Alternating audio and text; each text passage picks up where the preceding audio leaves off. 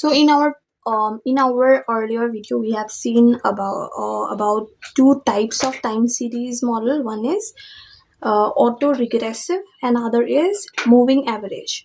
Now third is the ARMA model, which is auto-regressive moving average. We write as ARMA, auto-regressive moving average. So here it is a combination of two model, AR plus MA. Okay, AR denotes what is AR. AR depends on the past values. That current values depends on past values, shows by AR model, and MR shows that the current value depends on the past shock, right? So that is about AR and MR, the combination of two. So this model is much more much more um, flexible and realistic. Instead of measuring our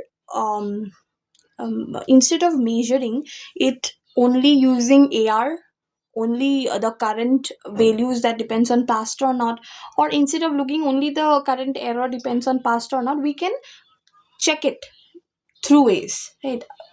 Using ARMA model. So that in our regression we can find that if both occurs or not, if both is happening or not. So this give us more realistic value than AR or MR. Right here we can see that it captures both, it captures both persistent, that is past value, and reaction to shock, that is past errors, right? So for example, um, we can say that this, right, the current value is equal to past value of y. Past value of y, it depends upon both.